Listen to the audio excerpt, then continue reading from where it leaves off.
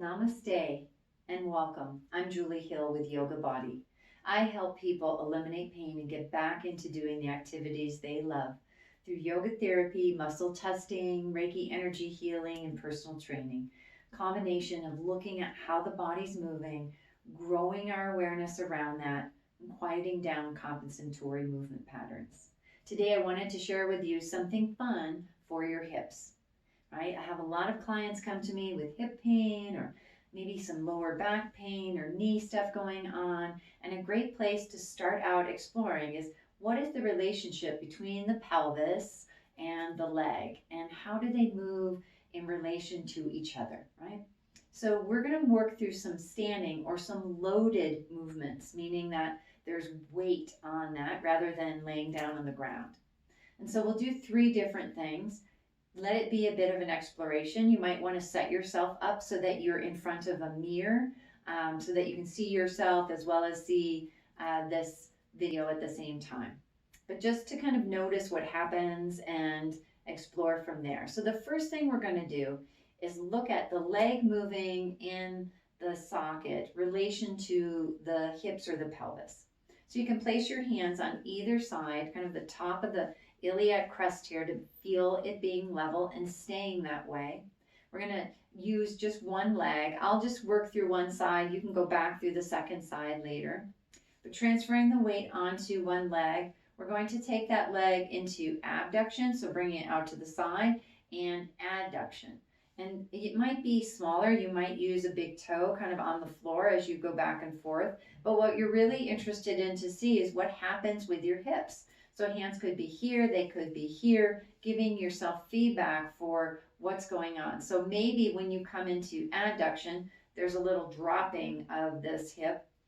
And then when you bring it back to neutral, they level out, right? Same thing could happen. This could lift with abduction. We want it to stay nice and level with the entire movement.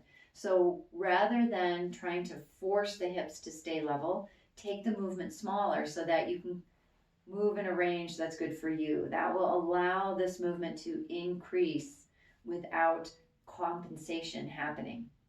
So that's a good place to start, kind of noticing how that is, as well as how is the standing leg. If you need to hold onto something lightly for balance, that's great. But any gripping or kind of really using your arm there isn't really necessarily a good thing. It just tells us more about how this standing line is. So light touch for balance if at all needed.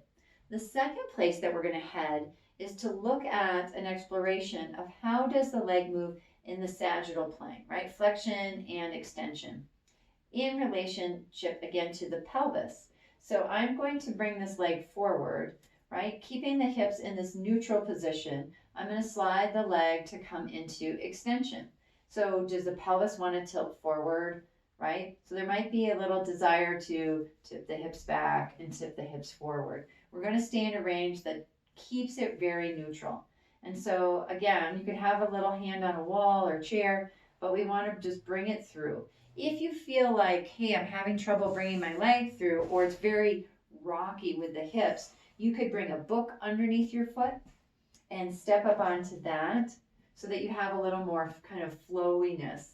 And just start out by letting the leg really kind of find this easeful back and forth, right? Really paying attention to keeping the hips still.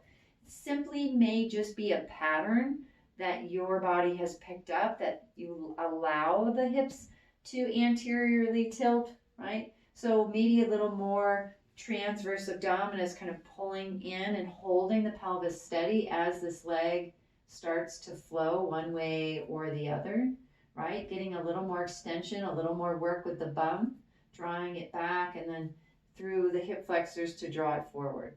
So that's a great place to play as well, noticing how that is, as well as what's going on with the standing leg, right? Is there tippiness involved in that?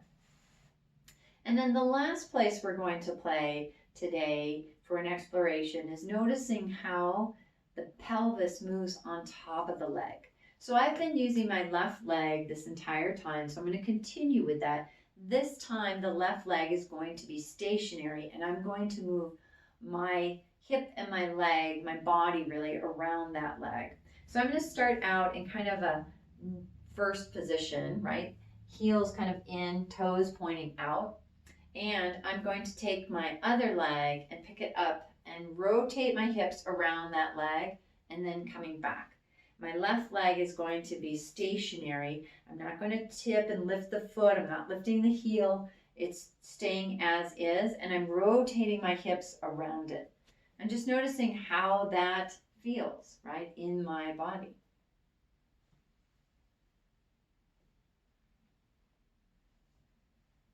And I'm going to go ahead and turn a little bit for the camera, and you can go a little slower. I'm just kind of moving at a faster pace because we're videoing here, but letting this stay as is. My knee is not locked out. It has a little softness there. I'm picking it up and placing the toes kind of in towards each other, and then coming around and placing the heels towards each other.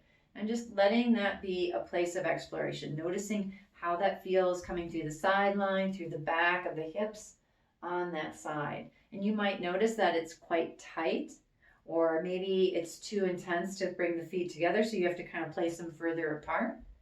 But again, a great place for an exploration, right? These are just simple movements with a little bit of load as I am in a standing position, giving you more information about how your legs and hips are in relation to each other with movement. If you have any questions, please reach out to me at julie@yogabodylllc.com. I'm happy to have a communication via email. You can also book an appointment and we can look into kind of this leg, hip, knee relationship and see what's unfolding there. Here's to a happier and healthier you. Namaste.